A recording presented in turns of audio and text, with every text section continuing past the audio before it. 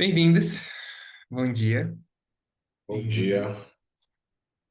Muito feliz dessa experimentação diferente do encontro de hoje. A gente assistiu um documentário. Eu encontrei esse documentário depois do nosso último encontro e ele caiu muito carinhoso, assim, muito especial para mim, porque, como vocês sabem, eu saí da escola.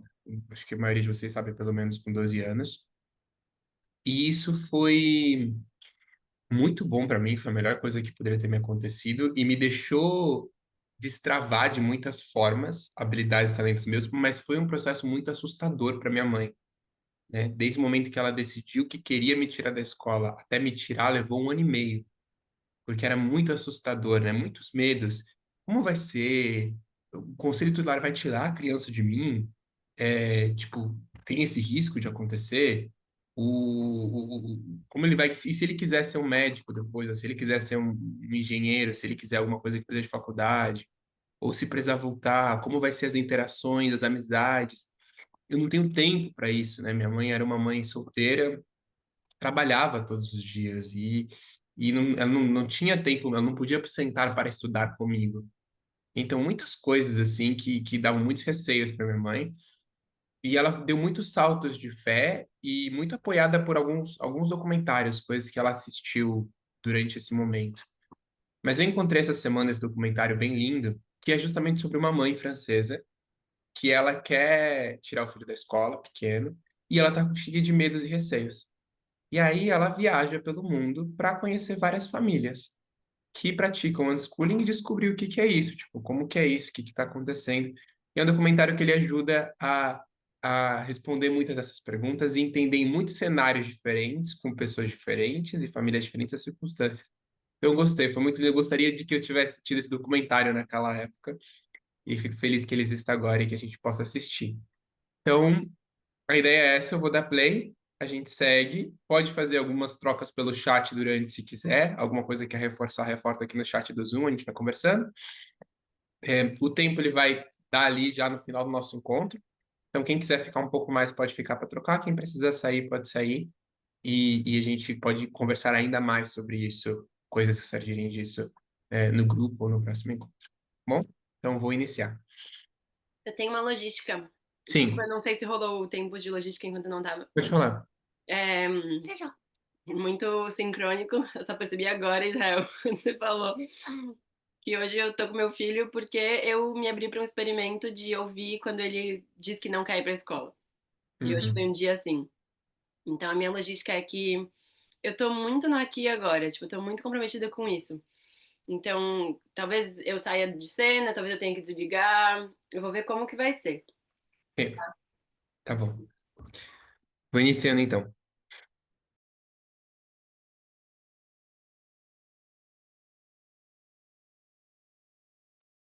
Vocês estão vendo a tela, né? Sim, estamos. Tá. Vamos ver se vocês vão ver. Me diz se estão ouvindo também. Ainda não tá sem som, peraí.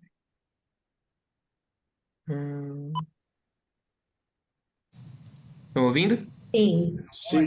No, it's out of order. It's okay.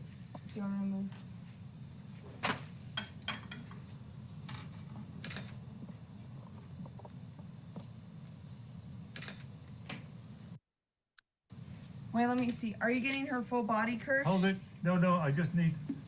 Deixa eu só ver a legenda se tá tudo certo. Tá bem baixo o som. Eu não sei se é baixo essa parte ou se. Acho que essa parte abaixo. Now, bring your legs towards me a little. That's it. Conseguem ouvir? Eu consigo ouvir bem. Eu também. Yeah.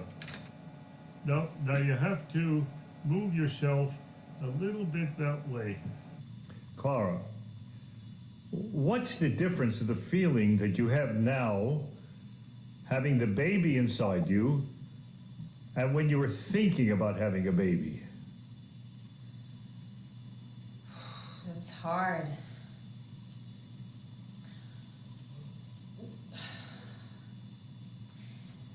It's just a real person now. It was an idea before. It was a dream, a concept, and now it's a person. A fully formed person who's actually ready to come out anytime, and it's also given me more respect for what women go through. I had no idea. I don't think they prepare you enough for actually how hard it is. It's wonderful, and I couldn't be more grateful, and it's what I wanted the most right now. But it's really hard, physically, emotionally, and you know, women like my husband's mother, who had 5 sons, it's given me a completely new perspective on those women. It's not a piece of cake. Are you happy?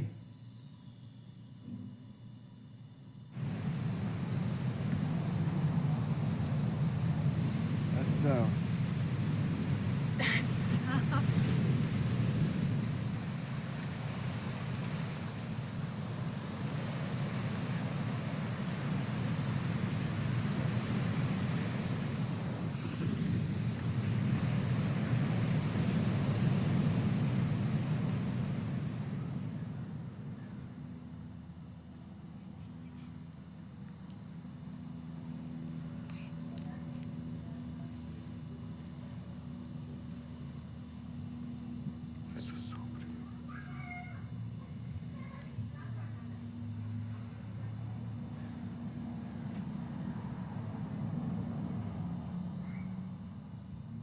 Não sai de mim, não sai.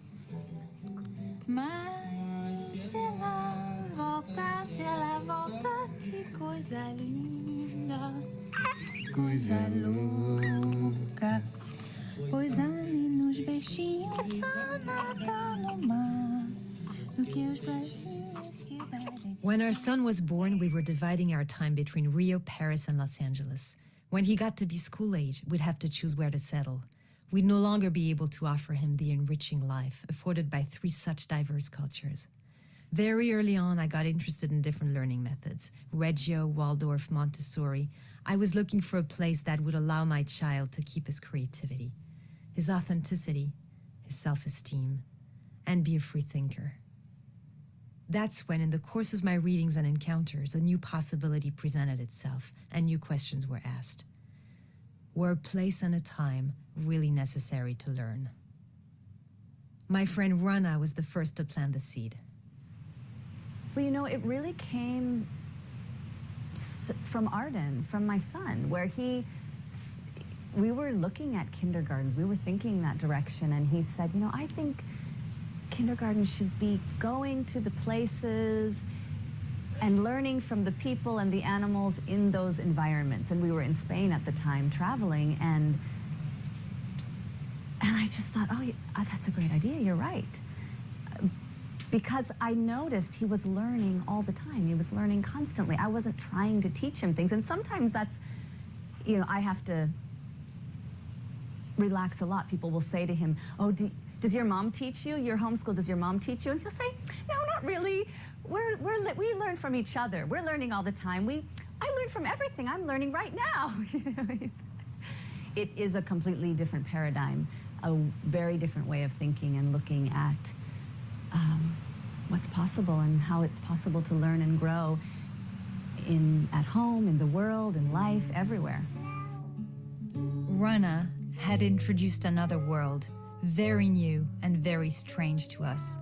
The world of autonomous learning, free of curricula, with open schedules and limitless in content.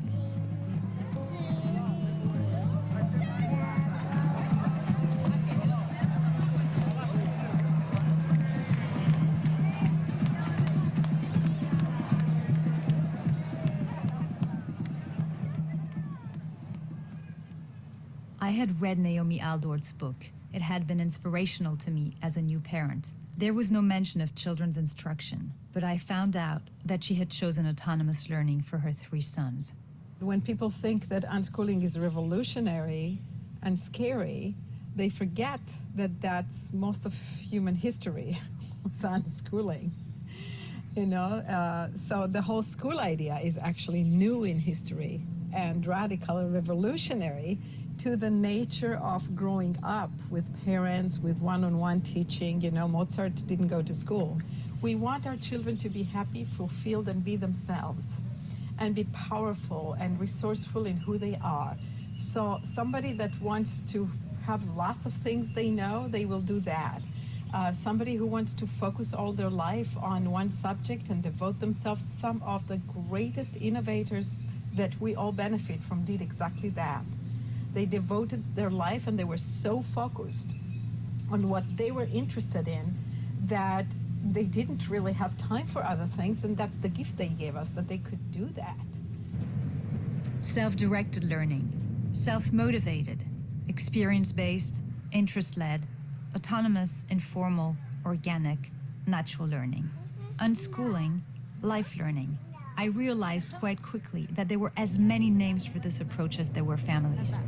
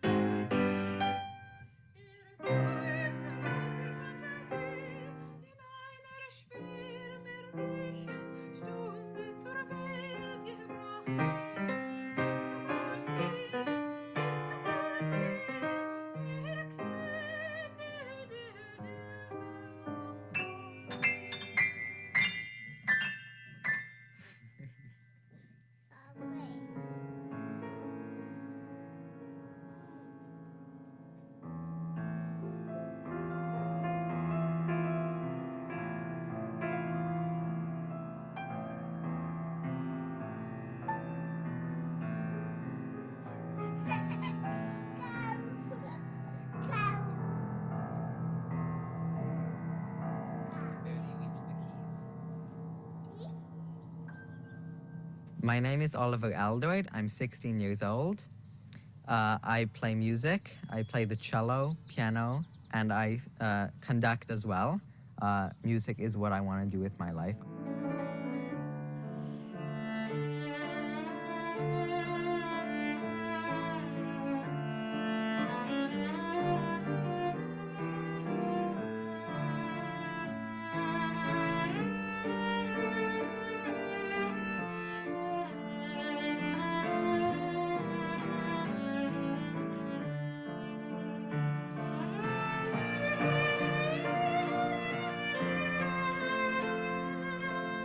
My name is Lennon Aldort.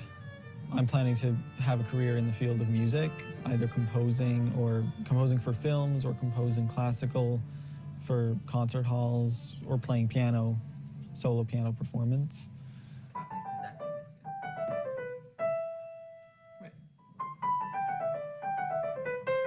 We got the two flutes, then that's oboe and clarinet. See, they're right next to each other. It's 2-2, and then a second clarinet but goes the to third flute never plays.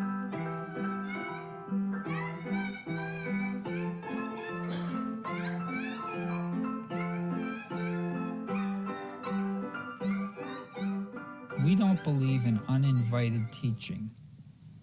So if the child doesn't come and ask to learn something, we don't voluntarily suggest it. We don't covertly say, gee, we think you would like this book.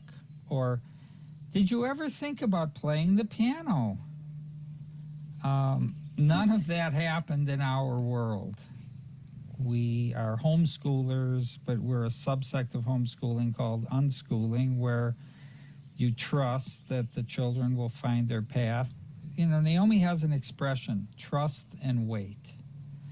Now, if you're a free thinker and a visionary like Naomi, you trust and wait. If you're by nature a more mainstream kind of person like me, you trust and wait while your stomach's doing flips. I think there was one time I may have asked my mom what school was like, although I don't remember really ever having any particular strong desire to go to school because my life was really fantastic at home. I remember getting up in the morning and being so excited every single day, just bouncing out of bed, waiting to go play and do things, create things with my brothers. Unschoolers, in many cases, begin working on their major unknowingly, from age 10 even, because it's the stuff they like to do. I became interested in music at an early age, and I could focus however much time I wanted to that.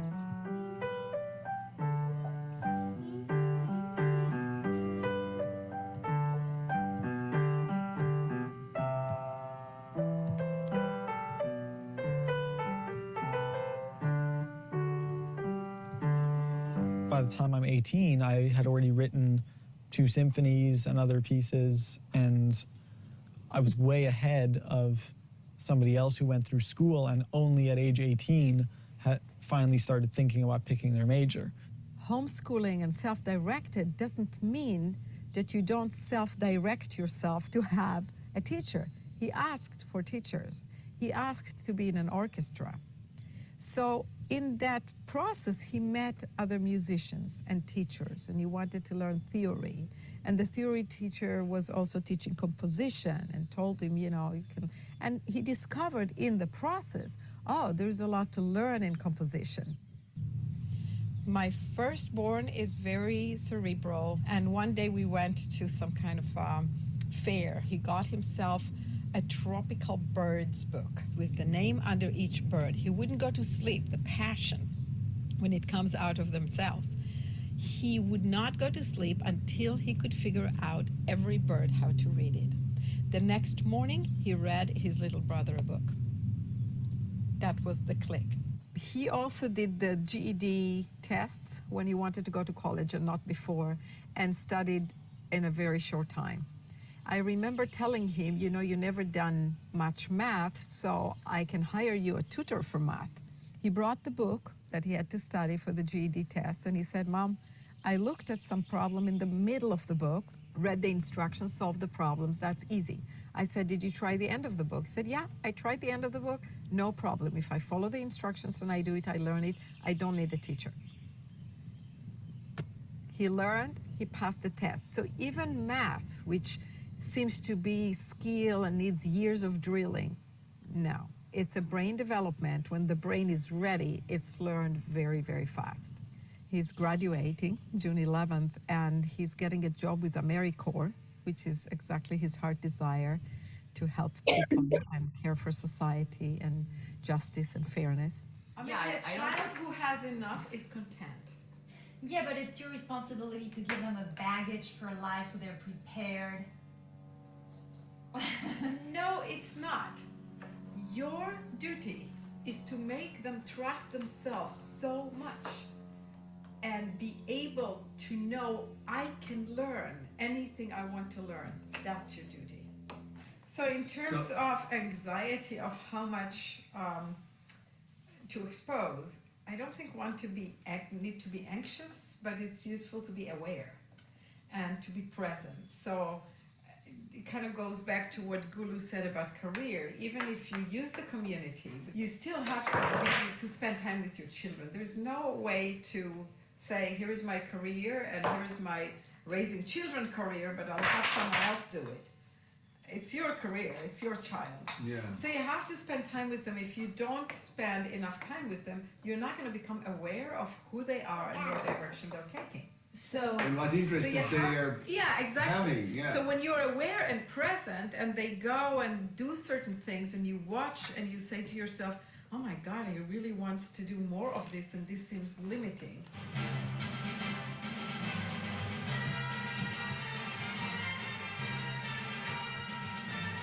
These home video images captivated me. Images of free, joyous, and creative children, now resonating in these young adults.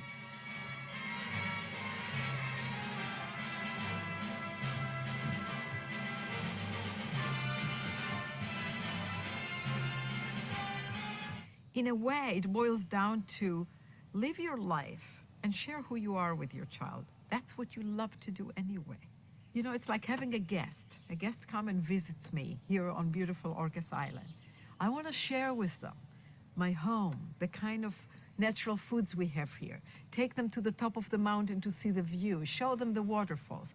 You have a child, it's the same thing. They join your life. Show them your life. You play the piano, good, show them. You sing, show them. You do art.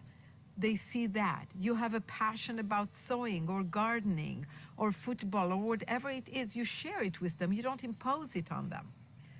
See, if you don't put an expectation of what a child should do in a given time, and let's say for a year, they're doing daydreaming and boredom, which is a great growing passage, then there's no such thing procrastination. Procrastination is the concept against an idea of achievement. So children never procrastinate. They do what they need to do. And if they sit daydream, they're learning.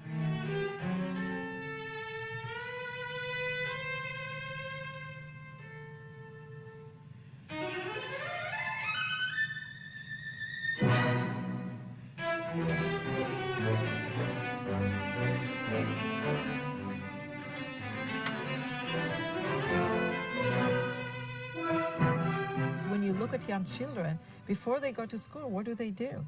Imagination, creativity, artistry. They like to paint, they like to dance, they like to sing, they like to invent, play, be creative as they play. You read them a book and they add to it another possibility of a story. And when they go to school, within few years, that is dumbed down. So let's ask ourselves the question, what do we really do to our children and what do we really need in society? And how would we be if we did have more artistic touch to the way we do things?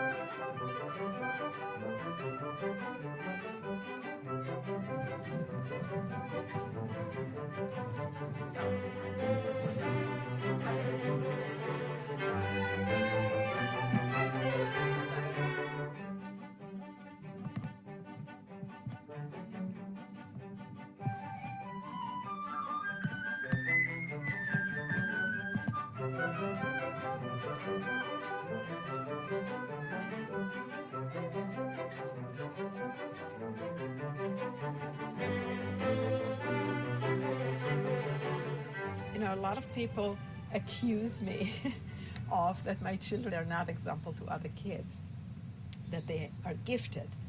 And I always respond with the only gift they have is the freedom.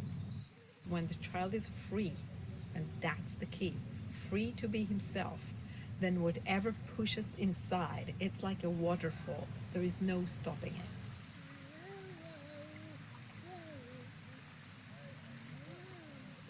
I've seen parents who the child started school and they realize their spirit is being quenched. And they go ahead and get them out of school, and you know what? The child will train them. Parents are trainable, but they need to listen, they need to cooperate with nature. And I find that children are amazing teachers because they will take it. They're not afraid to just take the thrust and run with it. So when A.S. Neal created Summerhill, the first democratic school in England in the 40s, and wrote his book Summerhill, he got hundreds of letters, he says, from American parents asking, what do I do? My child is like running all over the place, doing whatever they want, and I can't stop them, and they're breaking this, or they're eating this, or they're doing damage to themselves or to others. And I love the title of the book because he's basically saying, I said freedom, I didn't say license. Freedom is authenticity. It's the ability to be oneself in pursuit of one's own authentic interests and path and self-realization. License is permission to do whatever you want.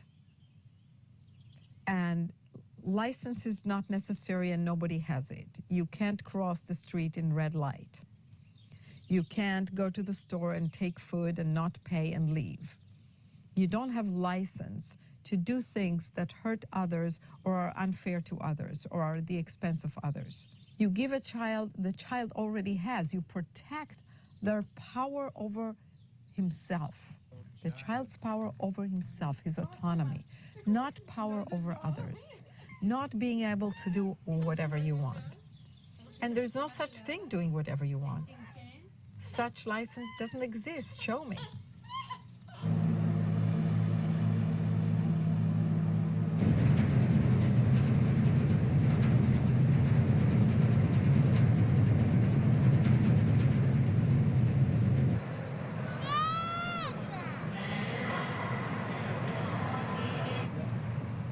The reading of John Gatto's work introduced me to the origins of the School for All precept, the new industrial world's need to produce docile and obedient citizens. This is John. So this is your office? My office. Right after being elected New York State Teacher of the Year, he wrote in the Wall Street Journal, "I quit. If you hear of a job where I don't have to hurt kids to make a living, let me know." Dialectical thinking, which no school on earth would encourage your child to learn, and yet Aristotle, thousands of years, said if you cannot think dialectically, you aren't really a human being at all. So that clue alone seems to me ought to make anyone watching curious about two things. One, why is the dialectic so important? And two, why don't schools teach it if it's so important? So take the easier of the two first. Schools don't teach it because people who learn to think dialectically are absolutely unmanageable. They have minds of their own. They examine evidence closely, and you can't herd them collectively into classes. They are a pain in the ass. I know you'll have to edit that for American audiences, but do leave it in for the Brits and the French. They can take it, and the Germans. So, and why is the dialectic so important? Simply this: nothing that any authority says, either in writing or in speech or in rules to follow, isn't spun, isn't influenced heavily by what the expert wants you to think.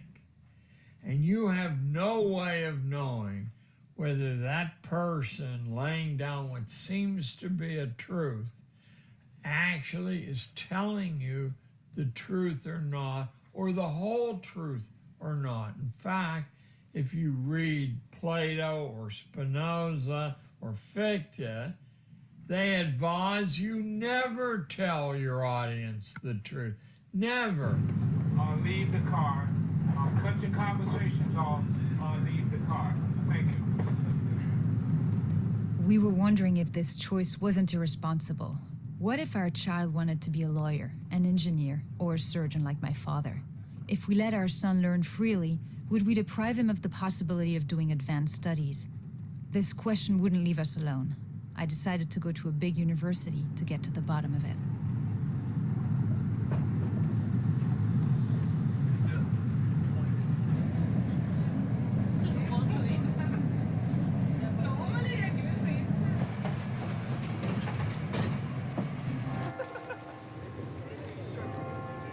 I think it's really interesting that we're having these conversations, because when families are considering homeschooling their children, that it's important for them to recognize that, that we do have some students here who are very successful, who are homeschool students. Some of the people who win some of the most prestigious scholarships to the Rhodes Scholarships to Oxford, or all these different awards, end up being homeschool students.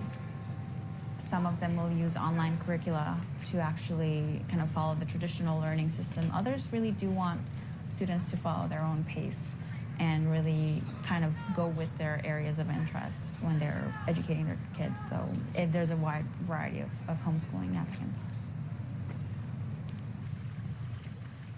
Isn't that amazing?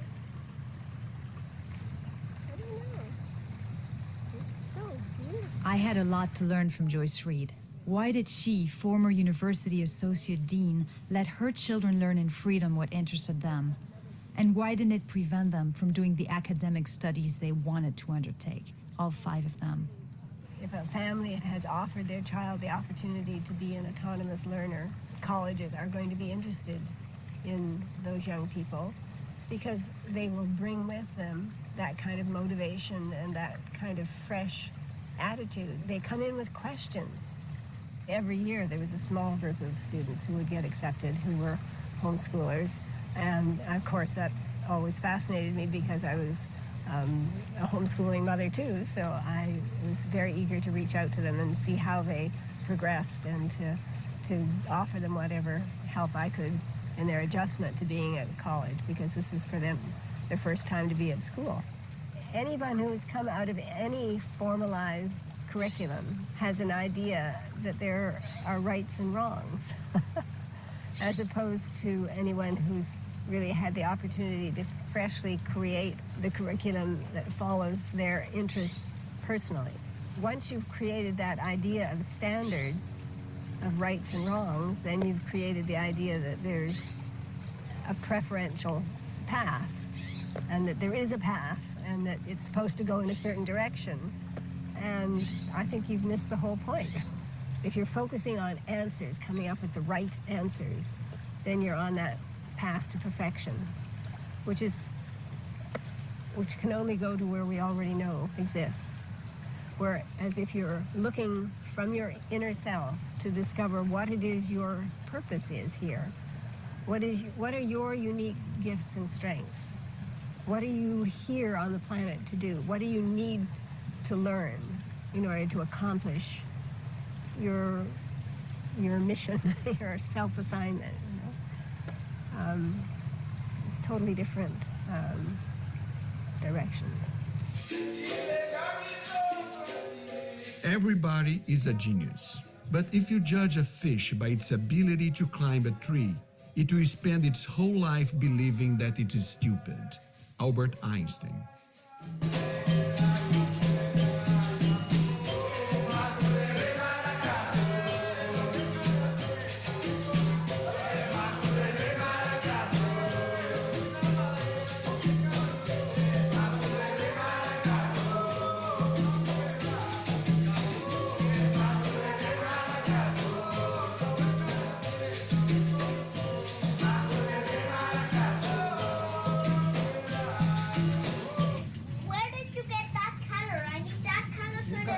Mix red and white. You have red set and you have white gesso and you have black gesso. So you can use white. Try to paint from this side. Try to be in front of the painting so that you don't lose the perspective. And hold the brush like this and attack. Yeah. What I love about homeschooling too is that you can stick to one thing, you know, for however long. I remember when Samarab came for the first time to paint with Singa, he was expecting to do an hour of painting, and 5 or 6 hours later it got dark, and he's like, "You got to stop now," you know. He was really amazed by how much attention he had for so long, such a long time. Yeah. Especially here in LA, we have so many amazing artists around us, and the fact, yeah, that there is, you know, our friends that love Singa and they can offer what they do best. This is amazing because that way he gets a one-on-one lesson, and it's friends that we, you know, we don't even always have to put money in our hands to get quality, really high quality education for Singa. You always put that bass drum on those crash cymbals, right? Right.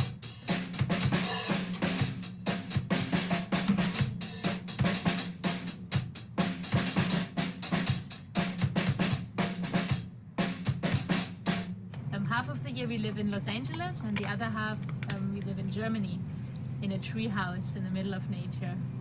That's beautiful. Yeah, that's where we live. Wow. Yeah, we gotta show you around. We can show you everything. Oh, that's beautiful. Ja.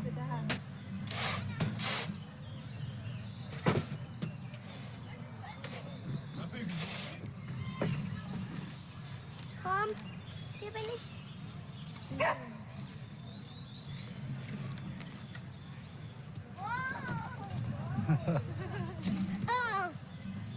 Nimm mal eine Handvoll und dann kannst du so füttern. So. Willst du auch mal?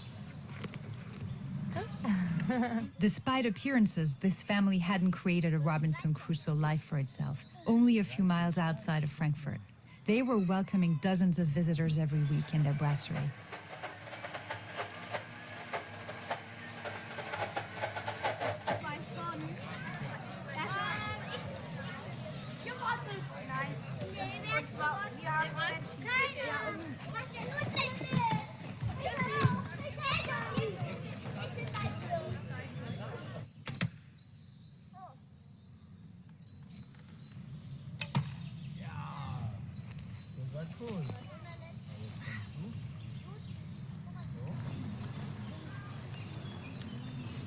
Da, ganz am Rand. Guck mal, da war was gekrabbelt.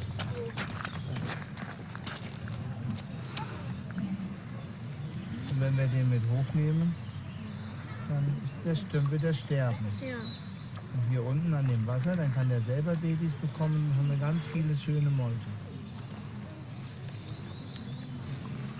Es ist so schön, guck mal, wie klar sauber das ist, das Wasser. Da siehst du lauter kleine Bachflohkrebse. Guck mal. So.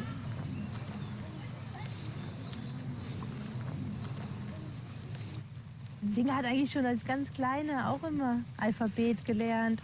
Und dann ist er auch mal kurz sogar in die Schule gegangen. Dann wurde er nur so nervös und nach schon 3 Monaten war er gar nicht mehr derselbe. Und dann haben wir gesagt, er muss gar nicht wieder zurückgehen. Und dann hatten wir uns halt entschieden, dass wir wirklich die Schule gar nicht wollen. Ja, und was ist da? Siehst du das jetzt, dass das Baby so nach vorne kommt? Ja. Das ist 3D. Siehst du? Die Hand, hier die Hand. Mhm.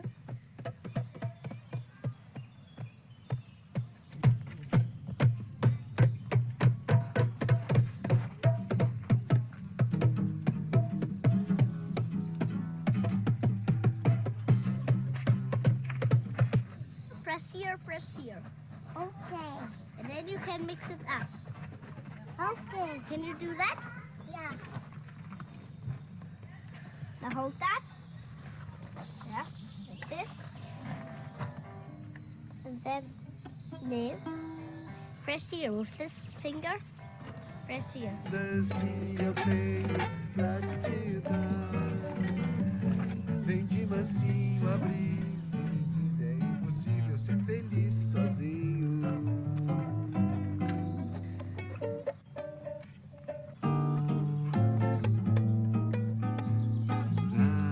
Na primeira vez.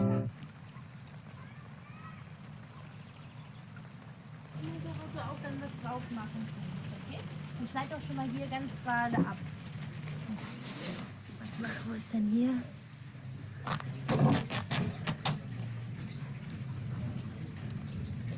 Das ist gut. Ja, und gleich fällt das dann um.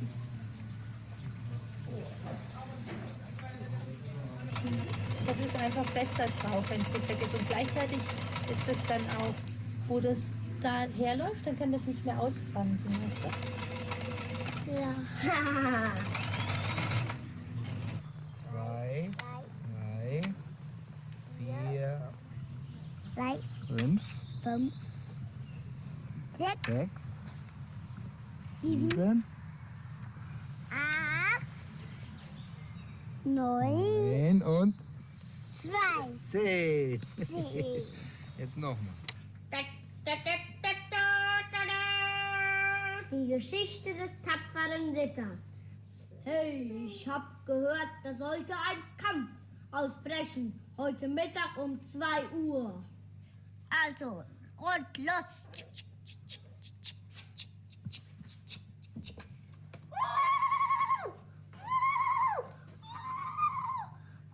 Every child is an artist. The problem is how to remain an artist once he grows up. Pablo Picasso. Dodo, l'enfant dormira bien vite. Back in France, where I thought schooling was compulsory, I was surprised to discover that I was mistaken, and that I was far from being the only one so misinformed. I met families very different from one another, all eager to tell their own story. Je suis informaticien. Et moi, j'ai été 15 ans enseignante en histoire-géographie à différents niveaux et à l'IUFM. Et maintenant, je suis éditrice de livres autour de la parentalité et l'apprentissage aussi en famille. Et ça, tu sais ce que c'est? Ça, non. Cette idée m'est venue le jour de la naissance d'Oriane à l'hôpital.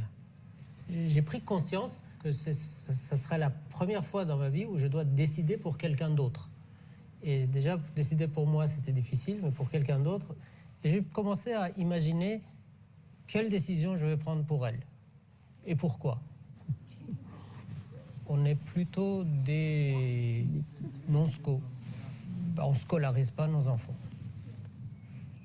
Il n'y a pas de mot pour une absence d'acte. Alors, si on est cycliste, on dit qu'on est cycliste. Mais si on n'est pas cycliste, on ne dit pas qu'on n'est pas cycliste. Voilà. Nous, on vit, on fait tout un tas de choses dans notre vie. Moi, je vais travailler tous les jours. Claudia travaille tous les soirs. Les enfants vont à la chorale, elles chantent, elles jouent, on va à la piscine, on part en vacances. Donc on a tout un tas d'activités que tout un chacun a dans sa vie. On ne joue pas au golf, on ne fait pas de l'alpinisme et on ne va pas à l'école non plus. On apprend, on voit, on entend, on s'intéresse ou on ne s'intéresse pas à quelque chose. Mais l'apprentissage est un phénomène intrinsèque de la vie. Si on le sépare, on devient école. Nous, on ne le sépare pas. L'école, c'est un peu comme ça. C'est une activité sociale qu'on ne pratique pas. Il y a des regards négatifs dessus, il y a impression, parfois. Et parce que certains pensent que c'est obligatoire, certains pensent que c'est criminel de ne pas le faire, mais c'est juste une activité qu'on ne fait pas. Enfin, moi, ma principale réserve, c'était le fait que les enfants n'aient pas suffisamment de copains et de camarades. Et du coup, là, je m'étais rendu compte qu'il pourrait y avoir ces camarades-là avec assez peu de difficultés. Elle se changera en pièces de monnaie. Je la mettrai ce soir sur le oreiller. Elle se changera en pièces de monnaie. J'ai le nom qui s'est mis à bouger. Apprendre, ça n'a rien à voir avec enseigner. Enseigner est un travail d'adulte, apprendre, c'est un travail de tout le monde. Et on n'est pas la seule espèce sur la planète. Il y a des vers de terre, il y a des fourmis, il y a des zèbres, et il y a des parents, il y a des enfants, et que tous vivent leur vie en harmonie avec leur environnement. Il y en a qui apprennent à nager, d'autres apprennent à grimper aux arbres, mais sans aller à l'école, juste en vivant dans leur environnement. Les enfants apprennent à parler. Il y a des milliers de langues sur la planète et tous les enfants apprennent à parler les langues de leurs parents, alors que les mêmes, 15 ans après, quand ils vont à l'école et ils veulent apprendre une deuxième langue, ils n'y arrivent pas. Donc l'apprentissage se fait de façon tout à fait spontanée, comme respirer, comme marcher. On apprend en imitant. Et du coup, pour apprendre, il faut juste vivre. Puisque dans notre société, la lecture, les lettres, les mots, les slogans sont écrits sur tous les murs, un enfant qui naît dans cet environnement-là va apprendre à lire au même titre qu'un enfant qui naît dans un environnement où on voit des fraises et des oranges apprendra à reconnaître les fruits. Un enfant qui naît dans le métro et qui voit des affiches publicitaires apprend à lire. Donc il ne sera pas analphabète. La question fondamentale, ce sera est-ce que ces parents auront envie d'accompagner leur enfant dans l'apprentissage, y compris dans un apprentissage qu'eux-mêmes ne maîtrisent pas. Moi, je suis persuadée qu'un parent qui a envie d'accompagner son enfant, même si lui-même ne sait pas lire, en gros, il va apprendre à lire en même temps.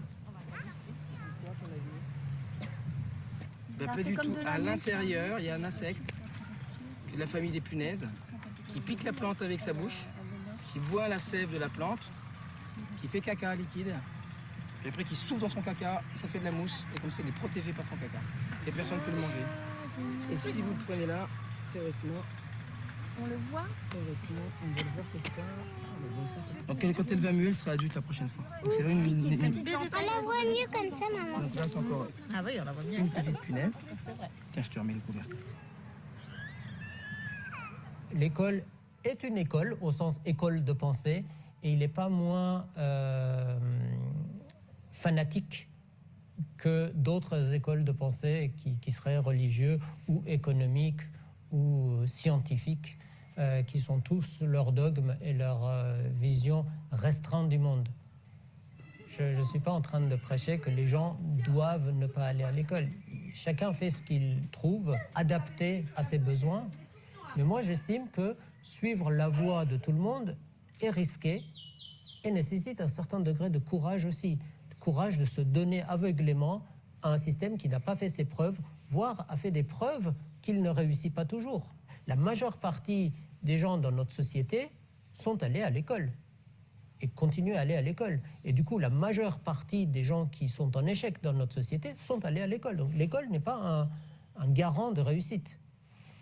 L'école est juste un garant de différenciation, qu'il y aura des réussis et il y aura des échecs. Alors que l'absence d'école pourrait résoudre au moins ce problème. Il y aurait des gens.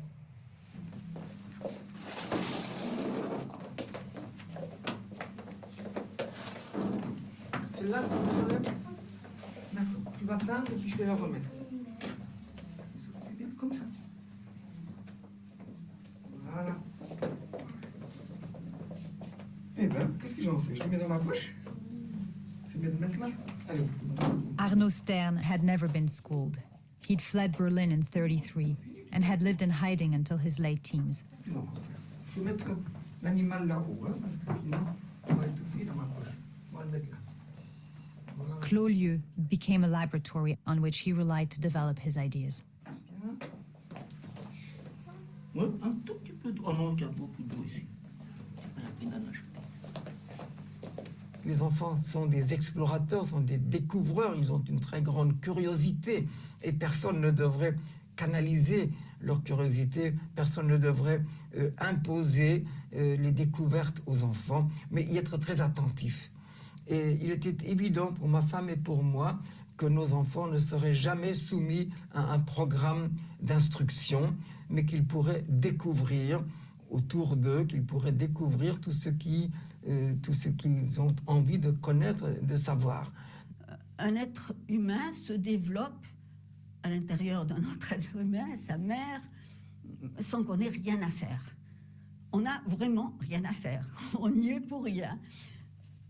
Et cet élan vital, il se prolonge. Il n'y a pas de raison qu'il s'arrête quand l'enfant vient au monde. Ça n'existe pas. Il continue jusqu'à son aboutissement. Et c'est même pas l'âge adulte. Quand j'étais petit, tout petit, on me posait certaines questions, on me les posait toujours à nouveau. Et j'avais développé une petite phrase qui était presque automatique et qui servait à me présenter une fois pour toutes. Alors à l'époque, c'était « Bonjour, je suis André, j'ai 6 ans, je suis un garçon, j'avais les cheveux longs déjà à l'époque, je ne mange pas de bonbons et je ne vais pas à l'école. » Alors aujourd'hui, ça a un peu changé, j'ai 40 ans ou presque, donc je suis guitariste, je suis compositeur, je suis luthier, je construis des instruments de musique, mais je suis aussi journaliste, je suis auteur, je pratique toutes sortes de métiers, j'ai du mal à dire quel est mon métier ou quels sont mes métiers.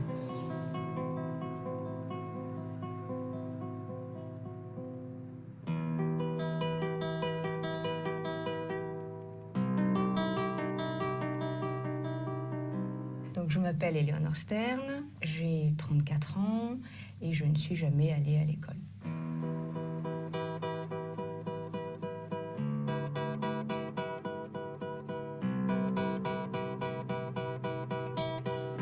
J'ai très vite donc fait une carrière de danseuse, très jeune. J'ai commencé mes premières scènes à 10 ans. Et parce que je faisais la danse indienne, j'ai commencé la scène tout de suite, et puis la danse contemporaine, donc celle que je pratique aujourd'hui en professionnel.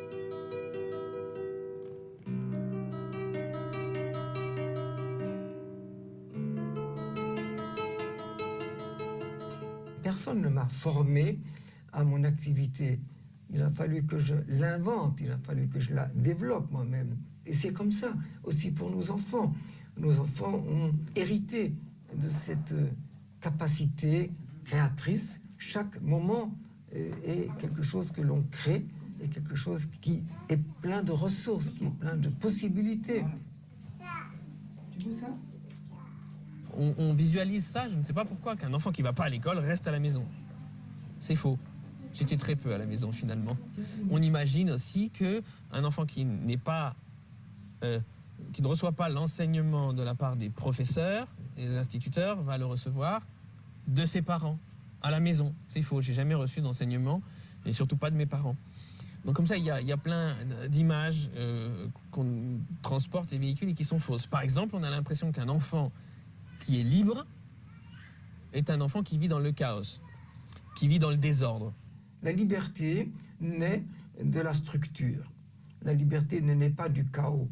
Et un enfant sait très bien qu'il y a des limites, ce ne sont pas des restrictions, ce sont des limites, bien sûr, et que chacun vit dans ces limites une très grande liberté.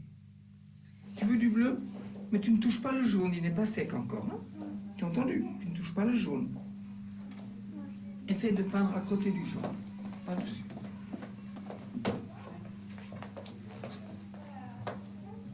Non, je te dis pas sur le jaune et tu le fais quand même. Alors regarde le pinceau, il n'est plus. Ça ne peut pas se faire, il faut attendre qu'il soit sec alors. Alors tu attends qu'il soit sec. J'avais pris l'habitude, parce que c'est comme ça, d'apprendre les langues au sortir du petit déjeuner. Structure personnelle. Dans la période où j'ai appris l'allemand, il n'y a plus que l'allemand qui comptait pour moi.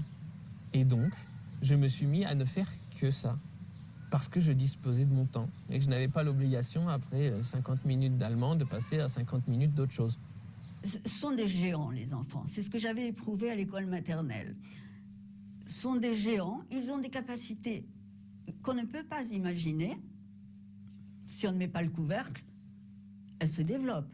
Bon, on a vu l'enfant s'intéresser à des choses et on l'a laissé jouer, on n'interrompait jamais un jeu, ça c'est très important. L'essentiel, c'est qu'ils croient à ce qu'ils entreprennent et qu'on leur laisse le temps. C'est capital, le temps. Est-ce que tes parents travaillaient tous les deux? Oui, ils n'ont jamais arrêté de travailler et travaillent encore tous les deux, tout à fait.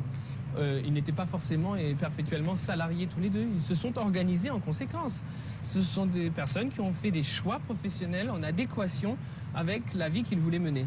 Et ce que je peux te dire, c'est que toute personne qui le veut, le peut, quels que soient ses moyens. Parce que les ingrédients de base de cette, allez, on va la nommer non-scolarisation, c'est l'amour, la confiance et la liberté.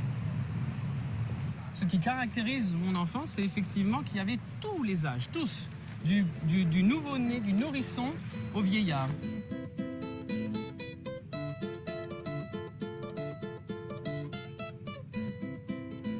Nous n'avons jamais sacrifié notre vie à nos enfants.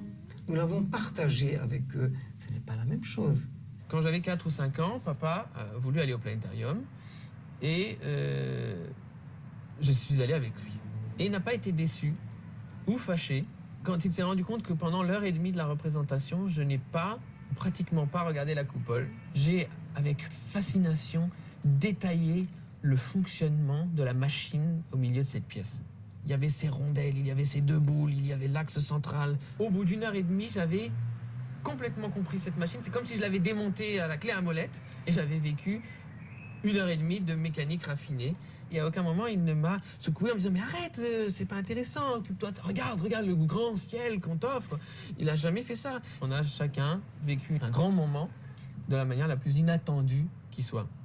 Quand j'avais 5-6 ans, je ne sais plus exactement, j'ai décidé que je voulais être sage-femme. Donc j'ai demandé à ma mère qu'est-ce qu'il faut faire et tout ça. Et je suis allée chercher un livre dans la bibliothèque et il fallait qu'elle me montre tout de suite comment ça marche. C'est comme ça que j'ai appris la lecture très rapidement. Ça venait d'un besoin urgent. Enfin, tu vois, c'est comme ça que ça se passe. Il était évident pour moi qu'on n'enseigne pas à l'enfant la manière de lire ou d'écrire. L'enfant sait tracer et il suffit qu'un jour il se demande pourquoi ces figures qu'il trace spontanément se trouvent aussi sur l'enseigne d'un magasin, par exemple.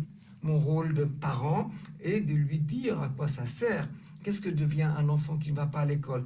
Il devient un être créatif, un être qui est capable de prendre des initiatives, qui se sent responsable. Eh bien, il trouve sa voie.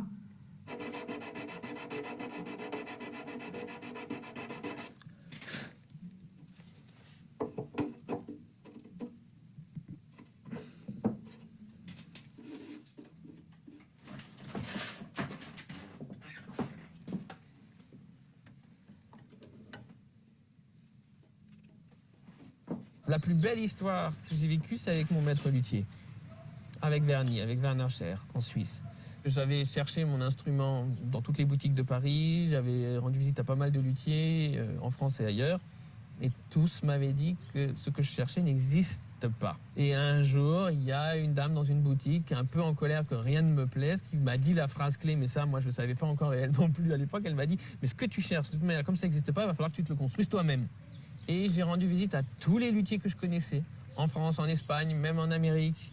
Et tous m'ont envoyé se promener en me disant qu'après 3 ans d'études de menuiserie, 3 ans d'études d'ébénisterie, 2 ans dans une école spécialisée, 1 an dans le domaine... Je pourrais venir chez eux en tant qu'apprenti. Un jour, je suis entré dans un atelier en Suisse, par hasard, parce que je traversais cette ville. Il y avait un homme qui travaillait de manière très désuète. Il était courbé sur son travail. Faisait des copeaux avec un outil dans l'intérieur d'une guitare. Il a levé les yeux, je lui ai demandé « Me montreriez-vous votre métier ?» Et il m'a répondu ce que personne ne m'avait répondu, il m'a répondu « oui ».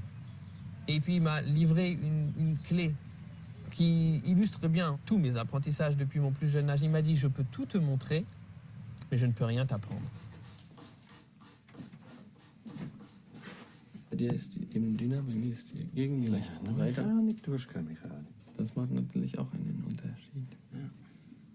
Das klingt klinkt al aan. Tu peux probieren.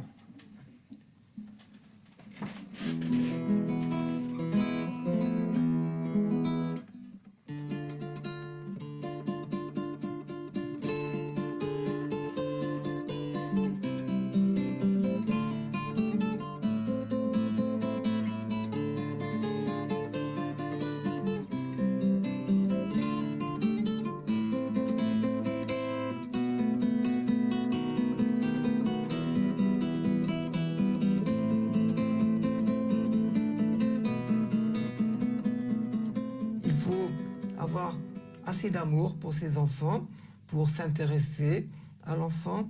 Et puis, quand on s'intéresse à l'enfant, on découvre et on suit et on est capable. Il ne faut jamais croire qu'il y a des quantités de savoir à acquérir. Ça ne doit pas être quantifié. Et puis, il y a des choses qu'il faut garder pour plus tard aussi. Moi, je suis très heureux de découvrir à 80 ans des choses que j'ignorais jusqu'à maintenant et qui sont capables de me passionner. J'aurais pas voulu les découvrir à 20 ans, je pourrais plus les découvrir aujourd'hui. Ça serait quand même dommage.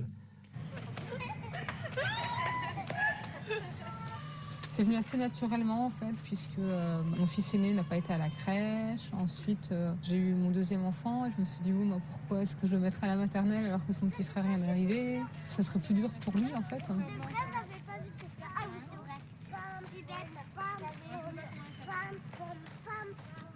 Je pense qu'on en est tous capables et que c'est juste une question de se donner les moyens de répondre aux attentes de nos enfants, de répondre à leur curiosité, et même de répondre à rien des fois et juste de les regarder faire et de se rendre compte qu'en fait, lui il adore ça, alors que bon, c'est pas trop mon truc, mais wow, il le fait bien et c'est incroyable de voir ça, quoi, et de se dire, ok, peut-être qu'on peut trouver d'autres personnes plus aptes que moi à t'aider à faire ces choses-là.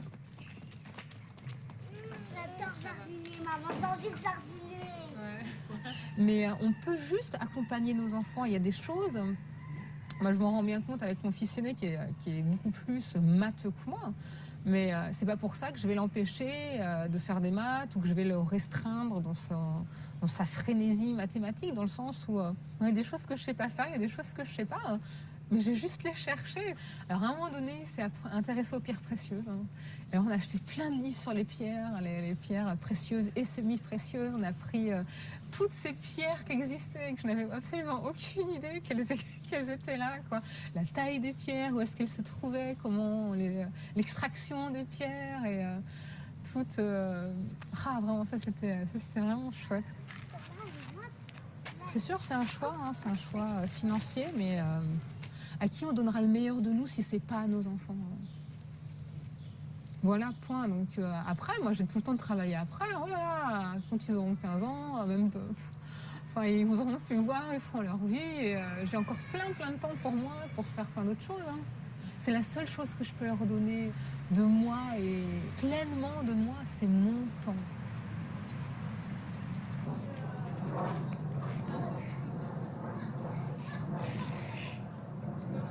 Donc, il y a Bertrand et moi. Donc, moi, j'ai 46 ans et Bertrand a 44 ans. Et on a donc, on va commencer par le plus grand, Hugo, qui a 20 ans, Océane, qui a 18 ans, Baptiste, qui a 16 ans, Jules, 14 ans, Emma, 12 ans, Noé, 6 ans et Lou, qui a 5 mois.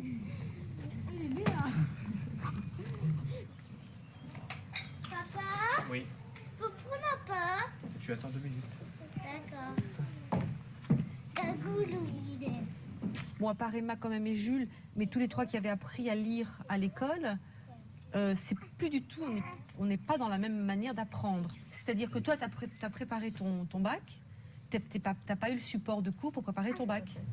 Je me suis mise en février. Donc c'est de février à juin. 4 mois. Ouais. Et vraiment, j'ai fait que ça, parce que là... Et pareil pour toi, Hugo? Oui.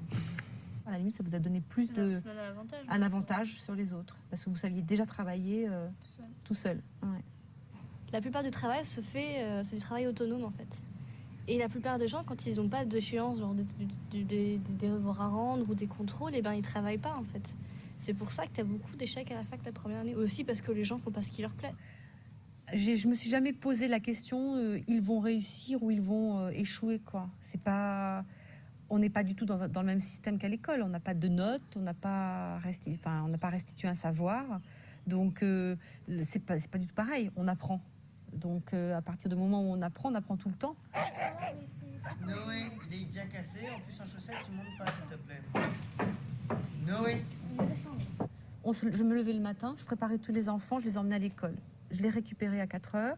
Ils goûtaient, ils faisaient leurs devoirs, ils mangeaient, ils se couchaient. J'étais une nounou, quoi. J'étais plus une maman, quoi. J'étais même plus une personne, je trouve. J'étais dépossédée de tout, quoi. J'étais creuse, voilà. Alors c'est pas non plus tomber dans l'excès inverse de faire des enfants pour soi et de vivre exclusivement avec ses enfants. On n'a jamais autant voyagé, autant rencontré de gens que depuis qu'on fait ce choix-là. Puisqu'on est libre, justement. On peut partir en dehors de la période scolaire, on subit moins la foule. On a des tarifs quand même beaucoup plus préférentiels en dehors des vacances scolaires. On a un camping-car et dès qu'on a l'occasion de partir, on part. On est parti vivre 2 mois aux États-Unis avec les enfants. Voilà, c'est cette liberté-là.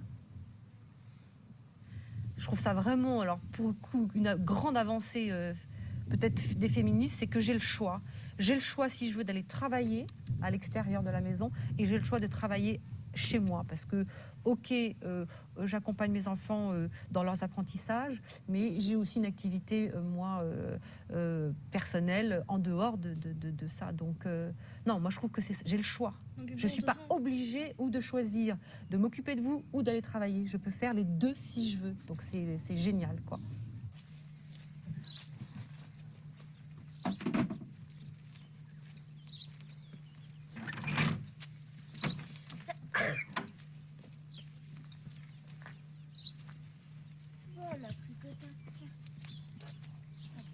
J'ai eu les enfants un petit peu tard, hein, je dirais. J'ai travaillé longtemps avant et j'ai eu Margot quand j'avais 37 ans. J'avais aucune idée de ce on pouvait ne pas mettre les enfants à l'école à l'époque. Et en fait, les gens me conseillaient tout le temps de profiter des enfants en me disant ça va tellement vite, après on regrette de ne pas avoir passé assez de temps avec, donc prends ton temps. Et puis je me suis enfouie dans ce métier de maman.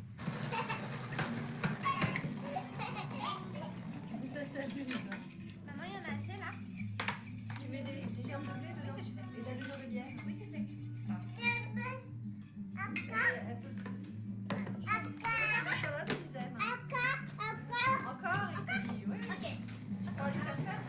Dans ma tête, c'était vraiment clair que les enfants n'iraient pas à l'école, mais j'en avais pas encore parlé au papa. Donc, j'ai essayé d'évoquer la question avec lui et il m'a dit au début que pour lui, c'était pas possible que ses enfants soient différents des autres. Il avait peur de ce côté marginal de ce choix. Et je lui ai dit, écoute, voilà les raisons pour lesquelles j'ai exposé toutes les raisons. Donc j'ai exprimé le fait que pour moi c'était important qu'on suive le rythme de l'enfant, qu'on ne lui impose pas des choix, des pédagogies, qu'on ne lui impose pas des matières, etc. Et je lui ai dit, réfléchis à tout ça, accepte de rencontrer André, et quand tu lui auras posé toutes tes questions, alors tu me donneras ta réponse. On a décidé d'habiter à la campagne et on a donc choisi une maison où il y avait énormément de travaux. Donc on a vécu sur place. Les filles se sont retrouvées au milieu d'un chantier avec plein d'artisans. Donc des artisans qui étaient aussi bien le tailleur de pierre que le menuisier, que le maçon. Les ouvriers étaient quand même assez étonnés, les artisans, de les voir sur le chantier. Et dès qu'on pouvait, je demandais si elles pouvaient participer et construire avec nous. Alors ils leur apprenaient à monter un mur pour faire des arases, ou alors à faire un enduit en terre, ou faire un torchis, ou poser des tuiles sur une toiture. Une fois, alors là, il n'y avait plus d'artisans, et on avait récupéré notre chat de chez le vétérinaire, et il fallait l'empêcher de sortir. Et on s'était aperçu qu'en fermant la porte, il y avait le haut de la porte qui était resté ouvert, et donc pris de panique, j'ai dit aux enfants, qu'est-ce qu'on va faire? Il faut vite qu'on mette quelque chose. Et Margot et Joséphine sont parties comme des flèches dans l'atelier. Et elles sont revenues avec une perceuse visseuse, avec une mèche, la vis qui était vraiment adaptée à la mèche. Et moi, j'avais jamais fait ça. Alors, elles en savaient bien plus que moi, qui suis pourtant architecte. Et donc, elles m'ont expliqué. Elles m'ont dit, voilà, alors maman, je te passe, parce que c'était trop lourd pour elles. D'abord, tu vas faire un trou. Donc, elle m'a passé la mèche, elle me l'a installée. Après, elles m'ont dit, maintenant, tu enlèves. Elles me l'ont démontée, elles ont installé la visseuse. Et là, j'étais très étonnée. Et je me suis dit, c'est incroyable. Elles n'avaient pas pris les outils pendant tout le chantier. Mais à force d'observer et de regarder les artisans, en fait, elles savaient non seulement le nom des outils, mais comment s'en servir, comment les démonter. Et elles avaient tout capté, quoi, naturellement. Quand c'est mûr, ça sort comme ça, comme une fleur qui se met à éclore. Et j'ai remarqué ça plusieurs fois. C'est-à-dire que c'est pas qu'elles ont peur de mal faire, c'est que tant que c'est pas mûr, eh ben, ça ne sort pas. Alors ça inquiète beaucoup l'environnement. Si on n'a pas confiance, ce qui arrive par moment, on se dit oh là là, ça se trouve, ça n'arrivera jamais. Et en fait, pas du tout. J'ai constaté que Margot, à la grande surprise des inspecteurs d'académie qui l'ont vue et qui étaient très inquiets qu'elle ne sache pas lire à 8 ans et demi, en fait, le jour où elle a su lire, non seulement elle lisait, mais vraiment très très bien, mais elle mettait le ton, il y avait l'intensité, il y avait l'émotion qui était dans le texte. C'est-à-dire que c'était parfait. Tu garderas l'autre, ok? Ok. Martin, mais comment tu fais là? Pourquoi tu coupes pas en petits bouts là? Parce que en fait, ça fait meilleur. Tu feras pas aussi un peu partout là. Mais il y en a deux. Ça coule rien. Ah, mais fais gaffe. Sinon peut-être qu'on fait la petite ovale. Bon, on verra. Non, non, pas ovale. J'aime pas. Moi aussi, j'aime pas. Non, mais une là, je suis en train de déchirer. Ah, j'aime pas les pizzas. Mince, creuse de pizza. Elle s'est déchirée. Alors. Non, plus besoin, c'est bon, je peux le jeter. Ouais. Où elle est déjà? Une fois, on était en train d'être contrôlés, le contrôle annuel, et l'inspectrice nous a demandé ce qu'on faisait, et j'ai dit qu'on ne suivait pas les programmes. Elle m'a demandé si Margot connaissait les fractions.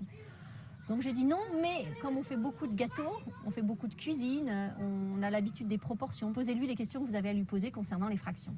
Donc pour commencer son test, elle a demandé à Margot de lui dessiner un gâteau. Donc Margot lui a dessiné en fait un cake, un rectangle, et elle lui a dit non, mais ça c'est pas un gâteau. Alors Margot s'est appliquée à lui dessiner des bougies, et elle lui a dit vous voyez là c'est les bougies, et en dessous vous avez le gâteau. Et elle lui a dit non, mais c'est pas un gâteau, ça. Alors j'ai dit à Margot, écoute, Margot, dessine-lui une tarte. Et Margot a dessiné une tarte, a fait un beau cercle. Et à ce moment-là, elle a dit, ah, maintenant, on va pouvoir faire des fractions. Et j'avoue qu'à cet instant-là, j'ai compris pourquoi mes enfants n'allaient vraiment pas à l'école.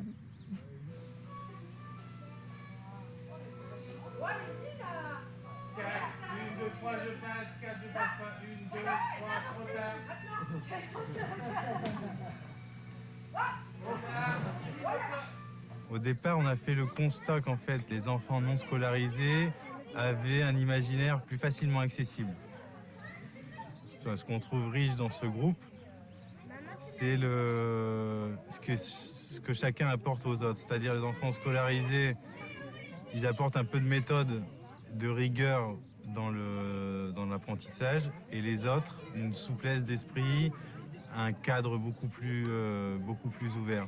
Et c'est ça qui est hyper intéressant parce que en fait on s'en fiche qu'ils sachent ou pas d'ailleurs jongler à même 5 balles parce qu'il y a des enfants qui voilà, sont capables, mais on a envie qu'ils trouvent ce truc à eux pour s'exprimer.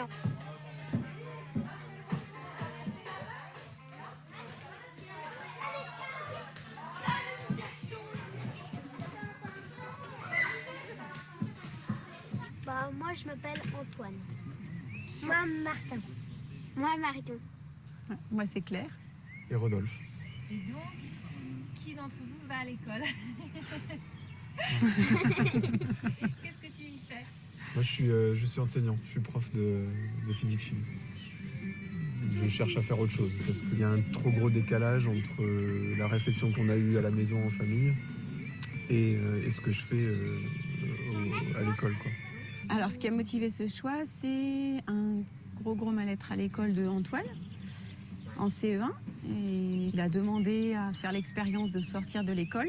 Et puis à la fin de l'année, on a proposé à tout le monde de faire cette expérience. Tout le monde était très content de la faire. C'est vrai qu'au début, on a démarré sur une formule très scolaire, avec des apprentissages avec des horaires très marqués et très imposés. Et puis petit à petit, on s'est rendu compte que c'était peut-être plus enrichissant de proposer uniquement un environnement très riche pour que les enfants aillent puiser ce qui les intéressait. Mais c'est vrai que ça reste quelque chose de très fluctuant et de très évolutif. Il n'y a pas de dogme qu'on suit une fois pour toutes. Disons qu'il y a des moments où même les enfants eux-mêmes, ça leur arrive de temps en temps de demander des contraintes dans les apprentissages. Et on leur fournit pendant quelques mois, et puis après, pendant 6 mois, c'est complètement libre. Au fil d'une journée, il y a un événement, on trouve un insecte dans le jardin par exemple, qu'on ne connaît pas, et plein de trucs par-delà. Donc ils prennent l'insecte, ils regardent ce que c'est, ils vont le voir, on a une petite loupe binoculaire, ils le regardent, ils l'observent, et ensuite ils vont voir dans des magazines, des livres ou sur internet ce que c'est, et puis de là peut partir toute une recherche qui va durer plusieurs jours, plusieurs semaines parfois. Et c'est vrai que ces apprentissages qui sont un peu spontanés et motivés par un événement concret, on sent que ça s'ancre d'une manière profonde et peut-être indélébile dans leur esprit, quoi.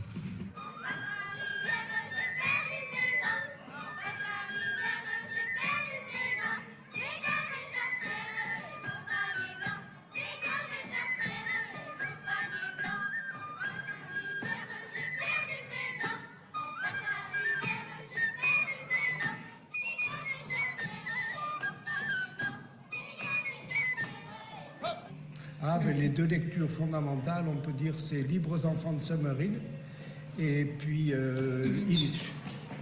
Vous posez la question pourquoi choisir l'instruction à la maison, mais très souvent on ne se pose peut-être pas la question pourquoi scolariser l'enfant à l'école. Ah ça c'est sûr que... Ça paraît la solution normale. Et peut-être que si les gens se la posaient, sans donner comme seule réponse, parce que c'est plus pratique, parce que je peux pas, je travaille, ils découvriraient d'autres réponses ou d'autres hésitations, ou ils seraient peut-être moins sûrs. Mon mari et moi, qui avons 3 enfants, avons choisi de ne pas les instruire à l'école. L'aîné a 9 ans, après il y en a un autre qui a 6 ans, et puis la petite Hélène, 3 ans. Voilà, alors j'avais été inspirée parce que j'avais vécu petite, puisque mes parents n'avaient pas non plus choisi de nous envoyer à l'école, mes sœurs et moi. J'ai 4 sœurs, je suis l'aînée. Comment est-ce que vous avez fait alors avec 5 enfants à la maison? Est-ce que vous travaillez tous les 2 à mi-temps? Non, à plein temps. On n'avait pas les moyens de travailler. Ali travaillait à plein temps. On a Moi, pris son j'étais neuf maçon. semaines. Hein. Je travaillais en entreprise indépendante, donc sans ouvrier. Je pouvais C'était élastique. modifier, moduler mon travail. La priorité était donnée au travail professionnel d'Annie, à la liberté possible des enfants. Nous souhaitions qu'ils aient une connaissance verticale, si on peut dire, de toute une population dans un village ou dans un pays avec des adultes, et pas que des enfants. Des enfants, d'accord, des adolescents, mais des aînés, des grands-parents, des oncles, des voisins, etc. Une autre raison importante pour moi, c'était qu'il était important que les enfants fassent des expériences de vie concrète avant de passer à l'abstraction qu'on demande très, très rapidement à l'école. Ça suppose de s'en donner les moyens. Il faut garder. Soit on abandonne son travail, soit on continue de travailler, mais il faut embaucher quelqu'un qui vient garder les enfants. C'est une aberration économique. Hein. Là, je prends un mi-temps pour instruire mes enfants à la maison. Je suis enseignante en plus, donc c'est le clou.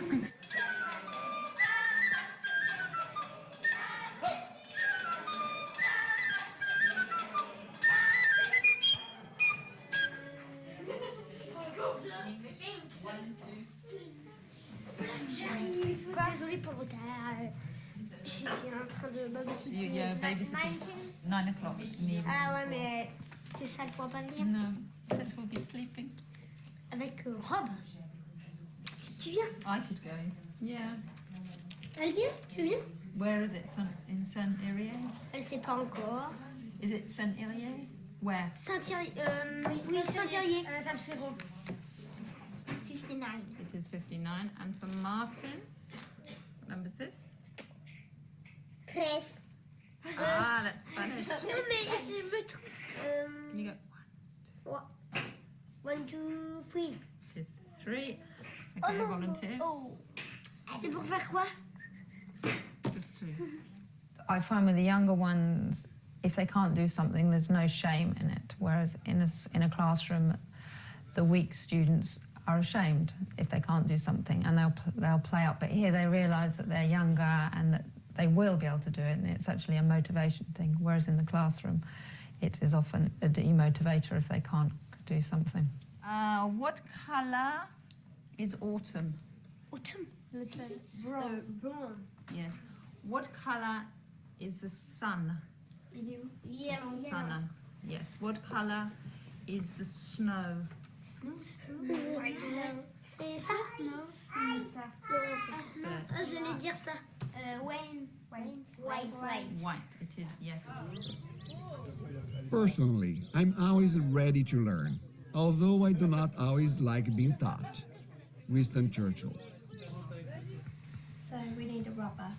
I need a rubber as well. That where the door's going. So rub out that line. I think maybe you want... Luke, can I have rubber? So that's completely up to you, and I want you to make it up.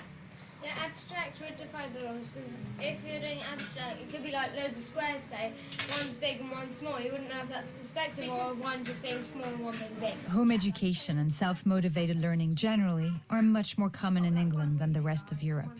As a result of British traditions and temperament, everyone is free to do what he wants in his home and to make unconventional choices for his family.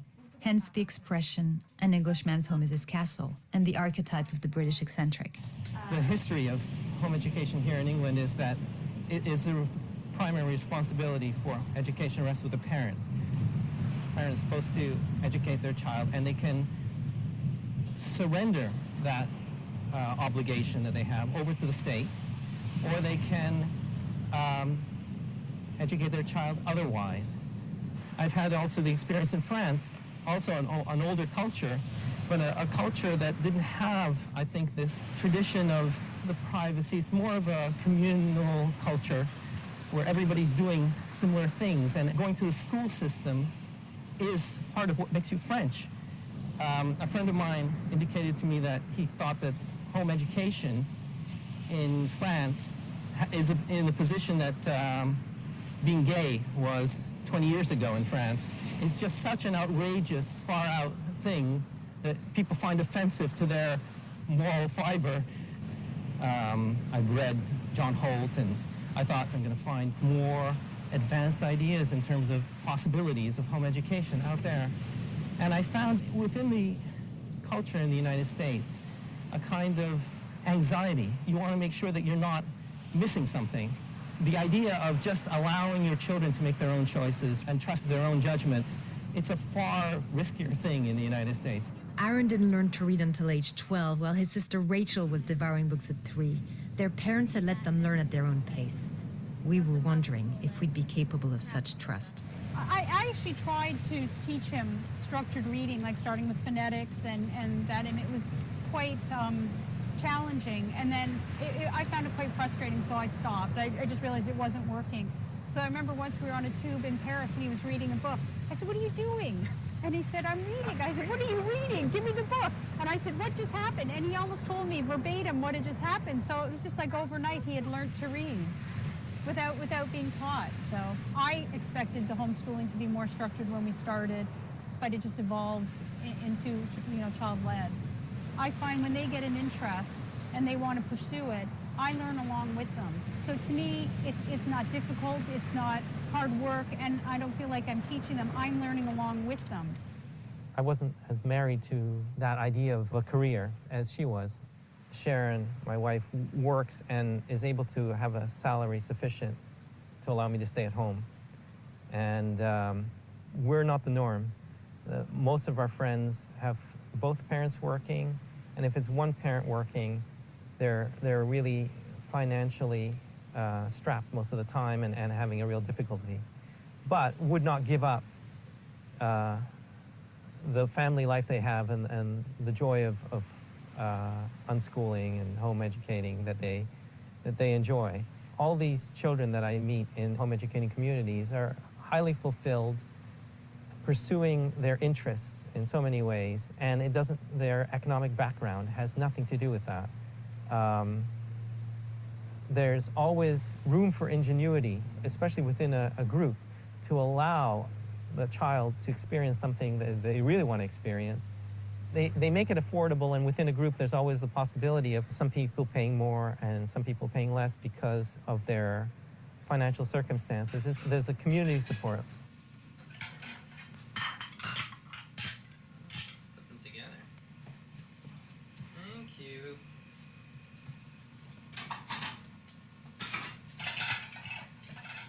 Just one. One. That's it. We'll do it both hands. Thank you.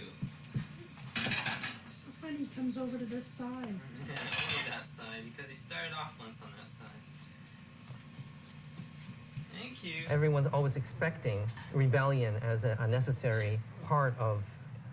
People have always said, "Oh, just you wait," you know, and they've told me that at age 11, 12, they're always warning me of this rebellion that's going to come about.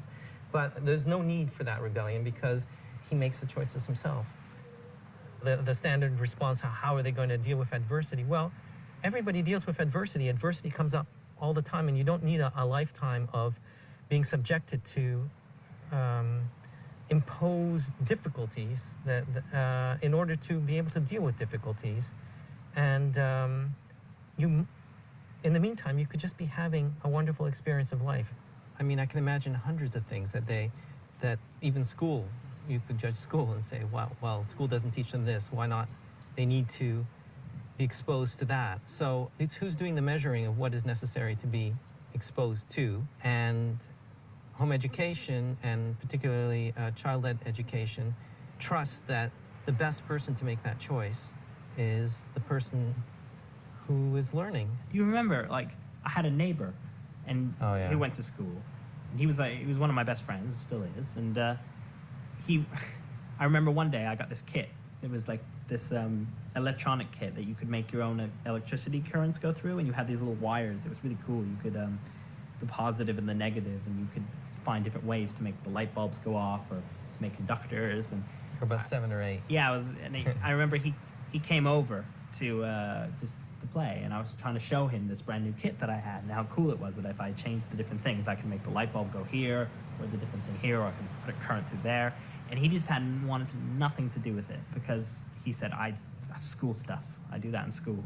And but I persisted. I remember I really persisted that I want, please take a look, but you can do all this cool stuff with it. And And I remember, like, I convinced him that, and we played with it all day. All right, you guys come with me. Luke, welcome to my Armand. You look around the beach, and then you see that there's loads of ships coming onto the beach. And you see the town that you were seeing earlier with the wolf rocks. So you try and get out of the pit now. Okay. Rock, paper, scissors, shoot.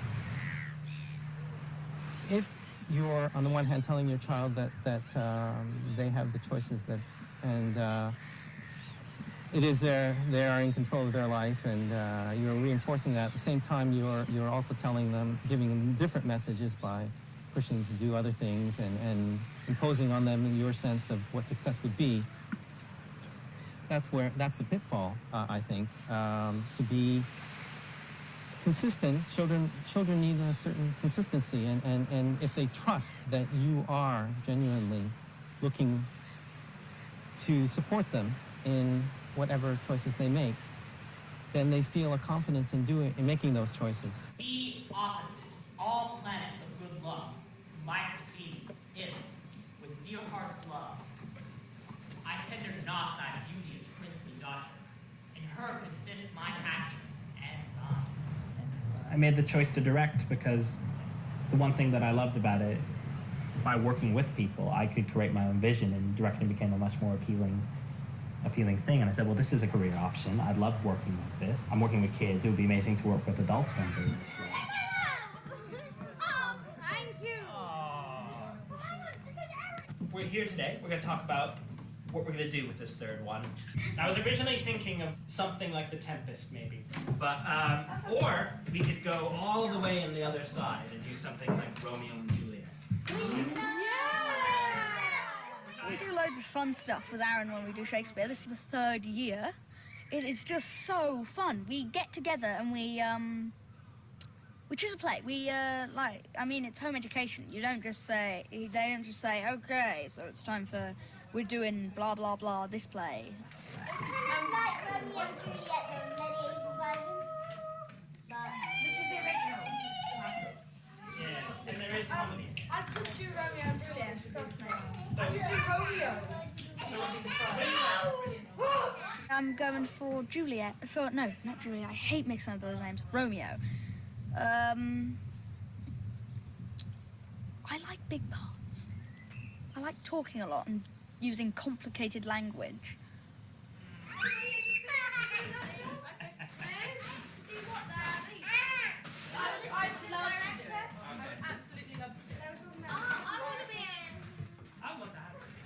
And then you wrote a play? And then I wrote a play. And it's something I did on top of my studies at drama school, which took me about a year to get to my, a year and a bit to get to my second draft now. I'd never actually written an essay before I went to Oxford. The first time I wrote an essay was at Oxford in history, which was a bit of a challenge. 2.5 weeks ago, I finished my degree reading Arabic and Persian. Oxford was crazy hard work, and there were a number of stages at Oxford where I've worked much harder than I've ever had to work before. But once I got into how you were supposed to learn in this specific way, it wasn't actually a challenge. I was very self-motivated and driven, and I had a specific goal. And so there were gaps, but I was eager to fill those gaps. And for me, what education is about self-confidence and self-knowledge. Then you know you want to be a hairdresser, or you want to be a dentist, or you want to work with wood, and then you go and find out how to do it. Often when I said, oh my God, what about maths? I'd actually look at them and think, oh, actually, they know a lot of maths and they're fine. So, shush, leave them alone. And when they need to know more, they'll come and say, I want to know more. What you're teaching in autonomous learning is not the specific facts. You're teaching a way of learning. Now, these people will be able to learn if Napoleon comes up, not in a way of, oh my God, I don't know that, I won't pass that test, but, oh, Napoleon, who's that? Oh, I'm going to go and check that out. And I know how to do that. I know how to research. I know where to find stuff. I'm interested in finding stuff. because learning is in my power and my capabilities, and in that way you build up the confidence of all the people involved to say, you know, my interests are important and my decisions about my life are important. So if I say I want to do a GCSE, something that sometimes gets confused as not autonomous because it's quite structured and formal, that is autonomous. It's the self-motivation that's the issue. So it may look like school. So, you know, someone said, you know, I want to go to school, for example. What made you want to do Latin? I was very fond of the Romans for some reason. I don't actually know why. So it's kind of into like how it was like the biggest empire. So you just told your parents I want to do Latin? Yeah. Doc is I teach. Doc therefore, when you feel you don't know something, then you want to learn about it. If you're taught about something before you know that you could have a question about it, then that's kind of the wrong way around, to my mind.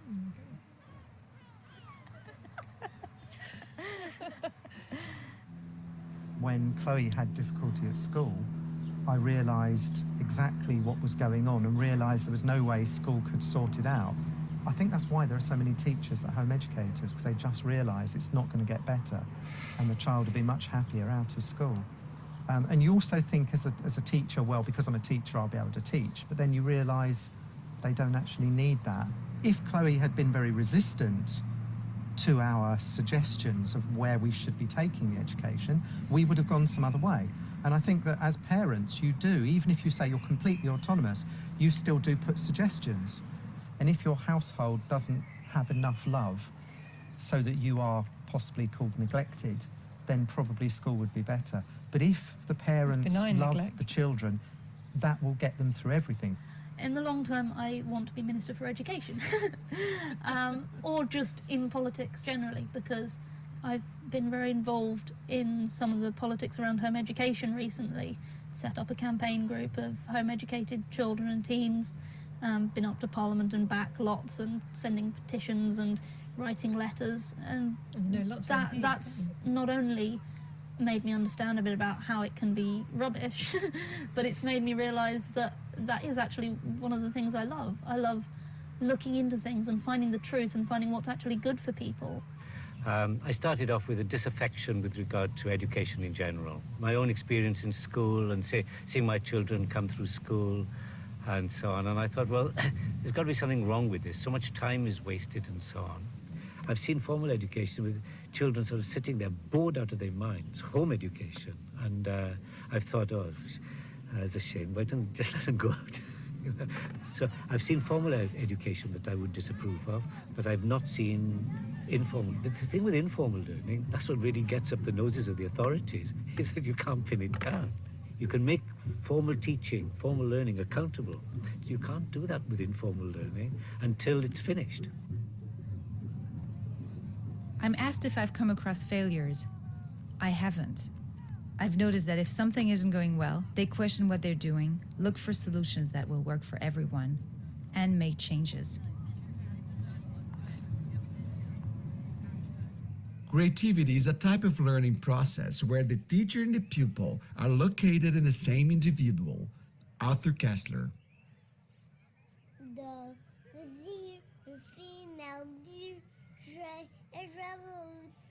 When we found out that a yearly home education festival was about to happen, where hundreds of families from England, Europe, and the rest of the world would meet, we decided to join them.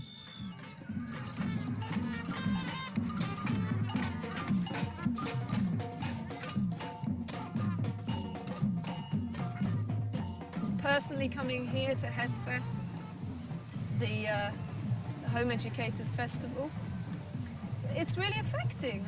Normally, you're not surrounded by, I don't know how many people are here. What is it, 2,000 or something, 400 families? You're not normally surrounded by that many happy people. They talk about, with such force of emotion and joy, of how happy they are. I personally think that home education is much more suited to being and becoming, because it involves less interference in what is natural to the human. Breastfeeding is common in home education communities and extended breastfeeding. They're interested in questions to do with sustainability, the rhythm and the pace, particularly in autonomous home education. That's really all I mean by home education, to be honest with you. The rhythm and the pace of the day is suited to what's happening to the human in that particular moment in time.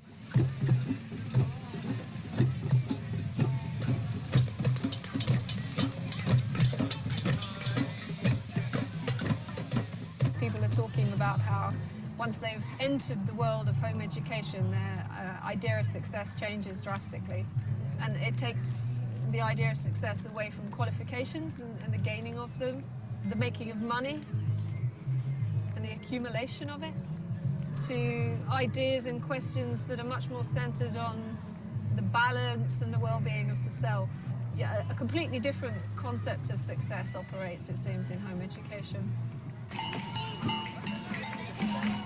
Luke has very much been my guinea pig, because there have been times over the years where I've worried and I've panicked that, you know, we're not doing enough, he isn't learning enough, and you know, we try something else, or I try to do a bit more structure, and it just doesn't work. And so as soon as you put the brakes on, that's when the real learning happens, and that's when he gains so much, and it's the same with Lila. To just slightly carve in the numbers. No, don't, no. Yes. Mine, I broke 3 of my dice trying to do that. Use this. Yep, I've got one. There we go. Dice there. And 5. So yeah, I think I'd say I was autonomously guided through education, because there was never me just sitting down and teaching myself any one thing. I asked questions and was always facilitated through my questions, and they always replied with, and they never didn't have time to reply.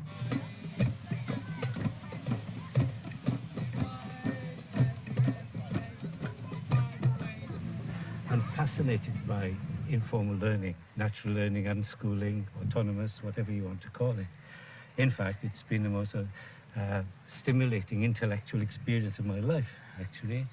And it flies in the face of all the conventional wisdom. And that, some part of me likes that, I think. It must be really hard to study something that must be constantly changing, because parents must be constantly learning and changing perspectives. Yeah. I've discussed it with my colleague Harriet Patterson over and over again. Every time we come back to talk about informal learning, we see it from a different perspective. It is so difficult to get a grip on, and yet it works. It's just like you know, young children. They all from birth onwards, possibly before, but certainly from birth onwards, they're learning. And anyone tried to understand how they learn is extremely difficult. Hello.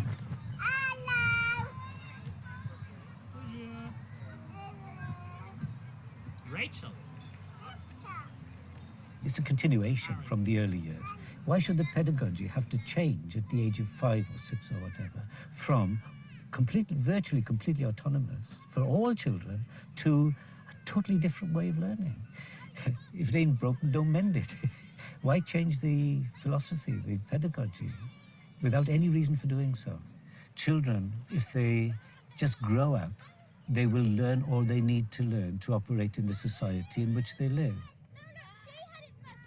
We both noticed that our son was evolving here in total happiness and seemed to be in his element. This life came closest to tribal life for him as well as for us.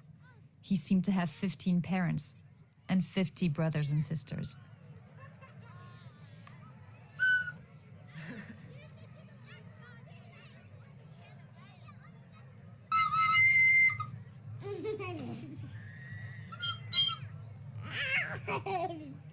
Wir waren 2005 bei Hessfest gewesen und das war so wie zu Hause ankommen. Boah, da sind so viele Leute, die machen das und wir sind nicht mehr total allein. Also zu dem Zeitpunkt gab es viel weniger Familien, die Home Education in Deutschland praktiziert haben, und fast alle von diesen Familien waren christliche Familien, und wir waren quasi die einzigen, die Autonomous Education praktiziert haben. Unter Hitler sind diese Ausnahmen absolut, ich meine, es war ein faschistisches Regime, und Hitler wusste genau, wir müssen wir müssen diese Jugendlichen in die Schulen bringen und sie müssen wirklich alle genau das Gleiche lernen.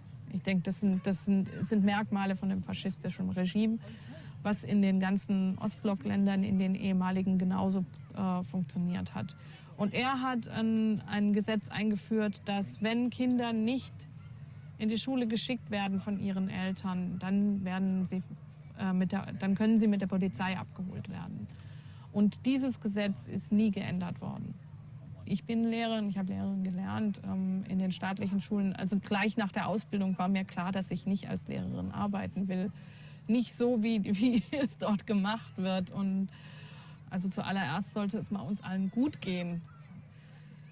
Meinen Kindern ging es in der Schule überhaupt nicht gut und das hat das Zuhause, die ganze Familie belastet und wirklich ganz schwer belastet, weil mein älterer Sohn war sehr aggressiv durch die Mobbing-Erfahrungen, die er gemacht hat in der Schule und das hat uns alle wirklich stark belastet. Und da war es keine Frage.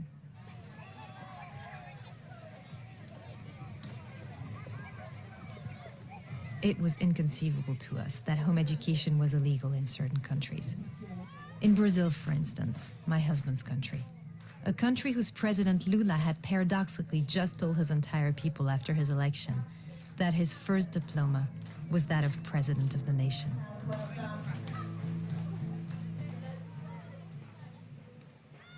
C'est bizarre parce que cette feuille-là, l'intro, cette feuille-là. C'est pourquoi celle-là.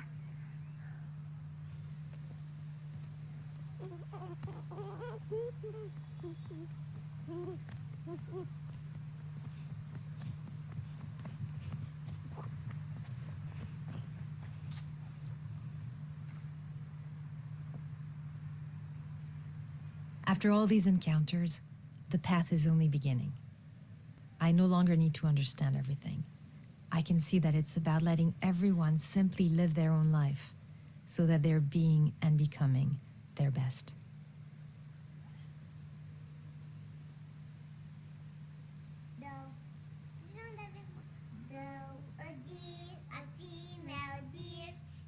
É isso.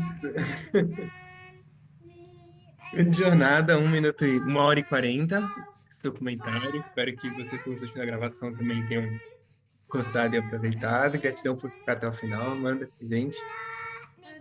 E acho que a gente pode bater um papo maior sobre isso no grupo, no próximo encontro com todo mundo. Mas, independente de tirar ou não tirar a criança da escola, acho que esse documentário pode trazer muitas reflexões para a gente sobre como a aprendizagem por si pode acontecer, né?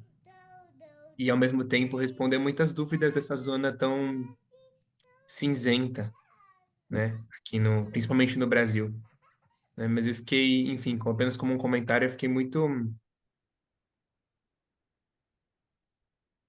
feliz ao descobrir que não é assim, tipo, não tá na escola e a criança pode ser tirada de você. Né? Tem etapas e sempre existe a possibilidade do pai colocar na escola e não perder a guarda. Então isso são coisas que acho que podem tranquilizar um pouco mais essa exploração nesse país. Sim, sim. Eu tenho muitas questões, assim, que eu gostaria de discutir, né?